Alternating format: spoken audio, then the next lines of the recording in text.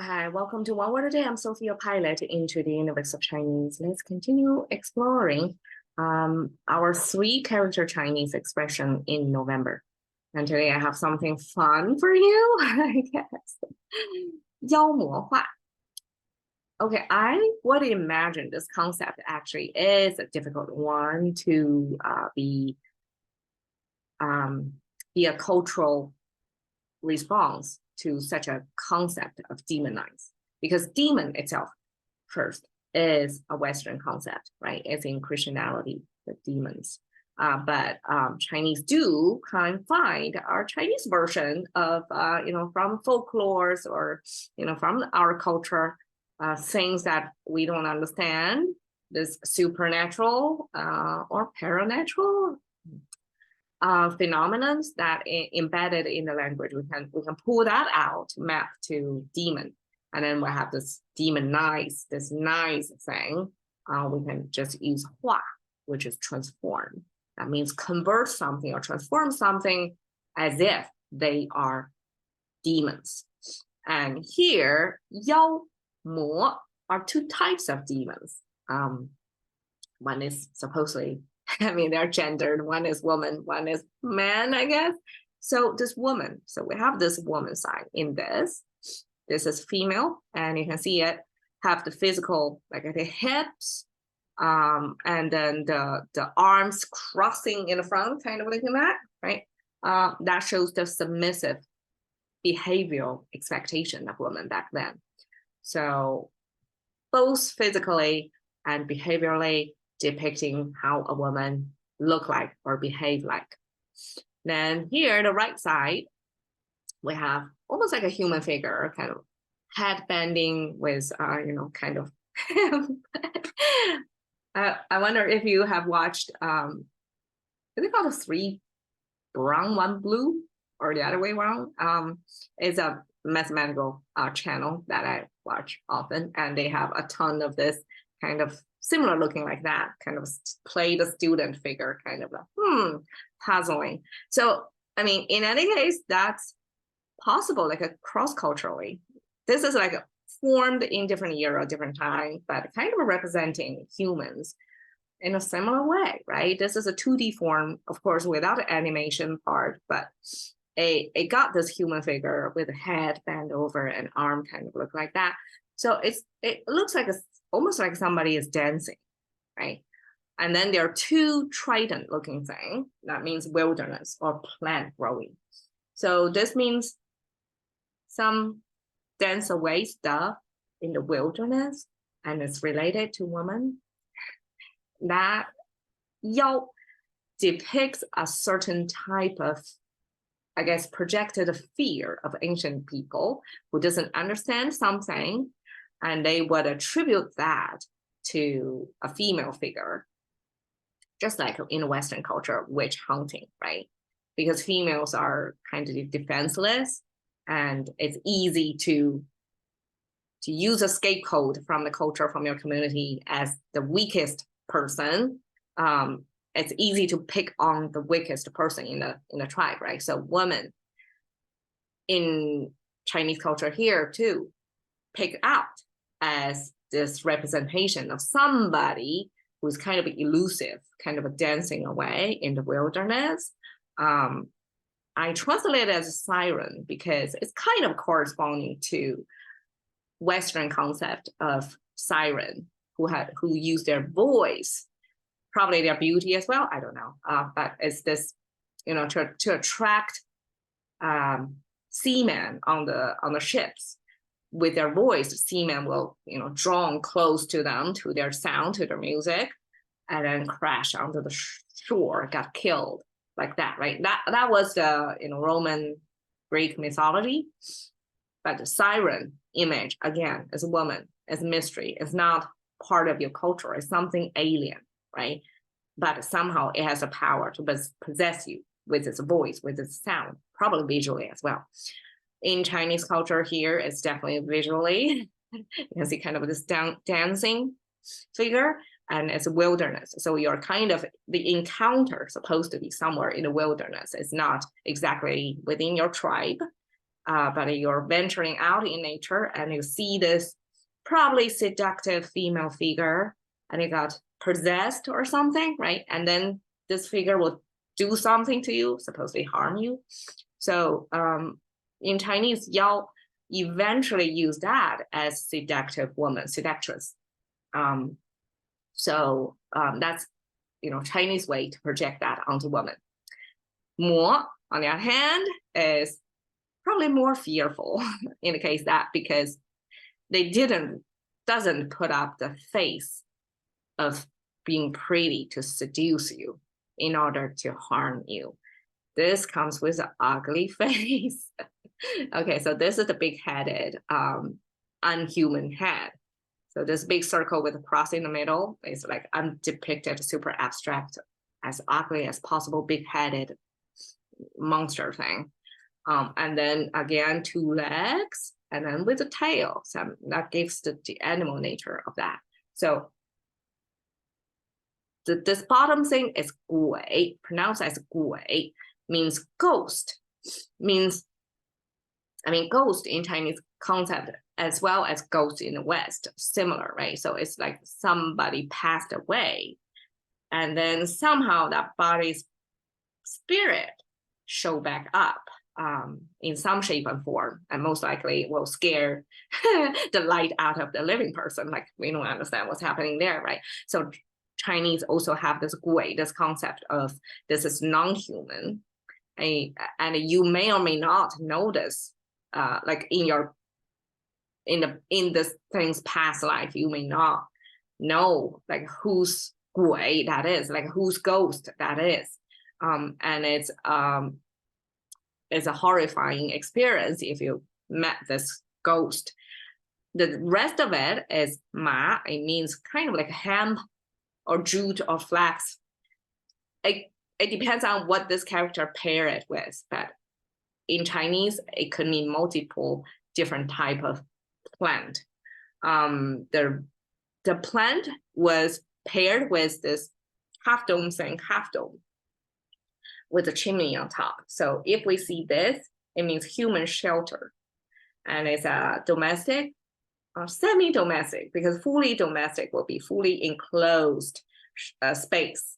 But here is half opening to the outside and with a chimney there.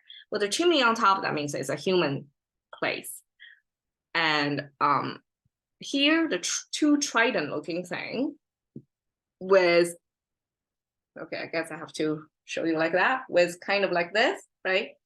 That means peeling off fiber from the stalk of the plant. So the whole thing, 2 of them, plus this under half sheltered setting, that means hemp or jute or flax. So I guess more likely flax or linen. That's the type of plant-based material. So besides cotton and silk, linen was more commonly used because probably it's more endure, can be worn by more years. So this ma was used, and it was a household production as well. So taking this flax thing, peeling it off of the fiber so that it can be made into yarn, can be woven into cloth, was kind of a cottage industry. So therefore you see this shelling of the fiber under the half dome of a domestic symbol there. So that means most likely women in a household are doing that work so that they can clothe everybody in your tribe. And so that together signify the material made from nature is flax or linen, clotheswear.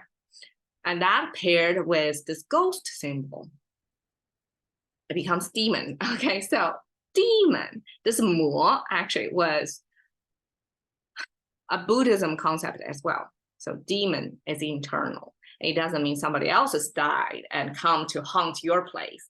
No, it means within yourself, you hear voices that kind of seduce you or convince you to mislead you into off track.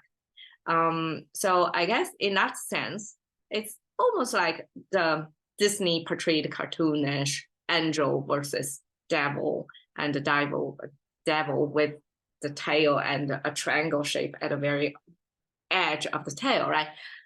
Kind of like inside your head, this battling of the good and evil, constant. So in that sense, demon in a Buddhism concept of mo means such kind of distraction, something internal voice, your unconscious, subconscious is telling you something, so that you got sidetracked into wrong behaviors. So that's demon, mo.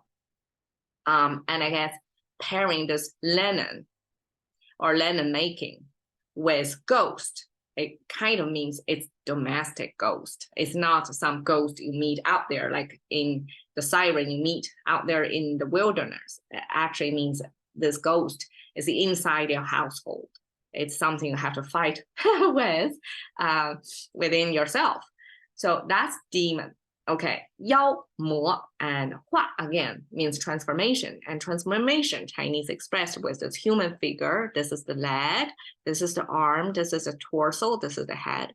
So it's a side view of a human figure, and then flipped upside down, 180-degree rotation, rotate. And then that was Chinese way to mean somebody change over time. Even if we see it in one frame, actually it means somebody make the change over time. So it's almost like in a cinematography lingo, almost like a two-frame simultaneous show, like a 20-year-old you versus 80-year-old you, right? And you're upside down, kind of showing you what time does to you. A transformed, I mean, all of us are going to transform over time, except that the time transformation in cinema, I mean, cinema is like a 4-dimensional art, right? It gives you like 2 hours of into a certain world, depicting of a world and happening, evolving over time, right? So, but Chinese language is only 2D, only one freeze frame. How can I express this 4D concept of something changing over time? It used this rotation. When you see same structure, so it retained the same structure, but one is upside down of the other. So they flipped. By this flipping, it means changing, means transformation. Okay, so 妖魔化 simply means demonize, and I'm capturing this, I guess, demonizing, imagine the demonize, I guess also willingly demonized of this seductress in Chinese culture. So this is an explanation of what Yao was, I guess, in contemporary pop culture as well. Apparently this is something from either a movie or from a game of contemporary rendering or imagination of what Yao is about. First is a female, gotta have a pretty face and a pretty body, gotta be something very exotic, like you don't really know that girl's tribe or that girl's dad. It's something mysterious you couldn't figure out, yet it's so captivating that you get drawn into her world, that then when she get control of you, then you're going to suffer one way or the other. So this is a Chinese depiction of Yao, and I just want to have a little bit of cultural comparison moment over here of the witch hunting. So the witch image in the English speaking world, mostly, I mean, it's we just had this Halloween season, and the witch we see portrayed as old woman, right, with cracky voice, with long nose, with a weird hat. It's quite unattractive, right? Like, who wants to hang out with a witch, right? Versus Chinese, this Chinese female demon figure would be the seductress to also wield a certain power of you, but instead of in the old age ugly woman, sorry. I don't mean to be ageism or sexism, but that's just culturally packaged, which figure in English-speaking world. The Chinese have this yao as a seductress, as a useful looking, and mysterious in a certain way, and definitely is seducing mostly men into her web of trap. So that's the difference over there of this siren, Chinese siren, yao. Okay. Cash into the currency of thinking by one word a day with Sophie. See you another day.